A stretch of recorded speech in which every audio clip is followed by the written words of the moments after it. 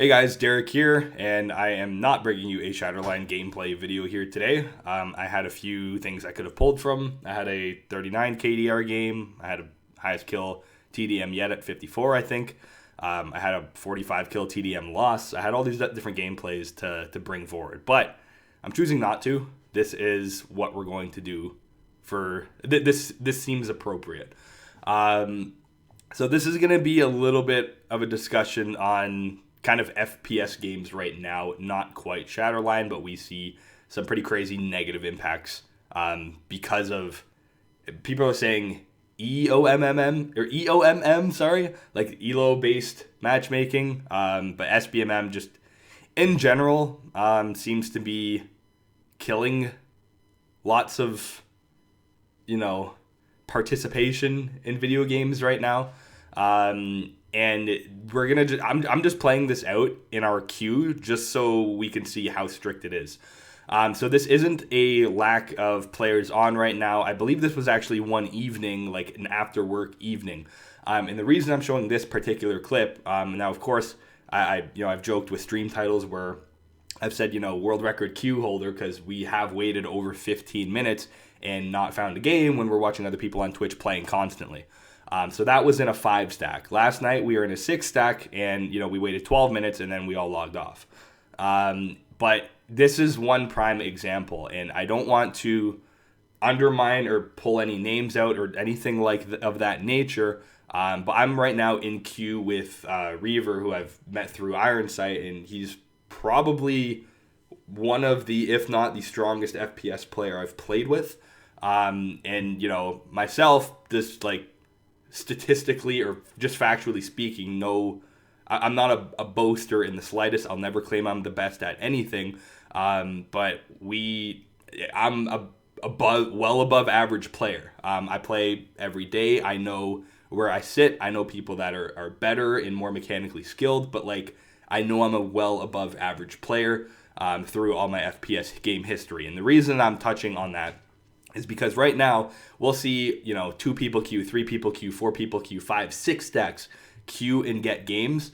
But when I pair up with one person that has, we're very similar in our win rates, our in-game gameplays, pretty similar on kills, if not Reaver's getting more kills and staying on top of the board. But the point of the discussion is that with just me and him, the game can't find any even match to pair us with, so therefore it just does not put us in a game on a duo queue. I've discussed SBMM in the past. That's why I'm quitting. That's why I quit Call of Duty, and I'll put a screenshot of the game that made me quit MW2 here, where I went. I believe it was 81-14 with the most caps on the team, and we lost. And that's where I'm like, okay, the game's really. I've never been hindered that hard in matchmaking before. And I've talked about this before, where people that are actually getting protected by SBMM will say, you just don't want to play people your skill level. That's not what SBMM is. If it can't find people your skill level, because that's not actually what it does. It gives you worse teammates to even out the match, because it knows how well you're going to perform. So it basically you can't really win. There's no. It's just a calculated. It's a calculated match every single match, and when the matchmaking is that against me, that I drop 81 kills while playing the objective hard, raining down streaks, and we can't get a win, it's time to leave the game, because the game is just working that hard against me. Shatterline, in a duo queue, we cannot find a game. It takes way too long. We're seeing people jump into queues instantly, and pairing up with one good player does this, and we're in queue for over 4 or 5 minutes now, queuing all modes but barricade, and we're not finding a game mode in Shatterline because our matchmaking is too high and it can't find anyone on. And sometimes we'll even watch other 6 stacks queuing at the exact same time on their streams, and it won't put us in with them because they're a bracket or a division underneath us, let's say.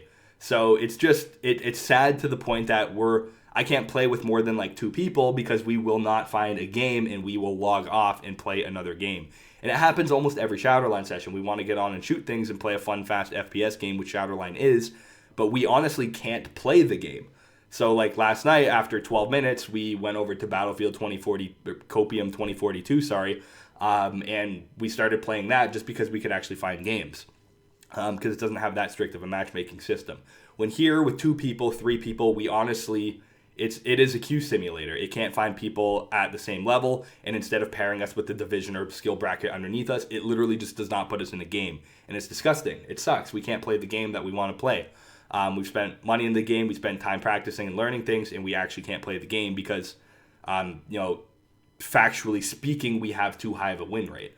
So it's just the state of FPS games is pretty bad. I've called Shatterline a great social app because you just sit in the lobby with your friends and talk. It's really giving like Facebook a challenge or a run for their money right now. I was saying that we're probably going to wind up having business meetings instead of on Microsoft Teams. We're going to start meeting on Shatterline because that's where we can really discuss everything we need to. But yeah, I don't know. It's just been bad. We can't find games. I love Shatterline, but I'm playing solo. I can find a game as soon as I party up with like 1 or 2 people. This happens, and then when it does actually find a match, not everyone on our team is like at the exact same level as each other, or they don't feel like sweating. Where some people's maybe autopilots are other people's kind of trying harder, or whatever.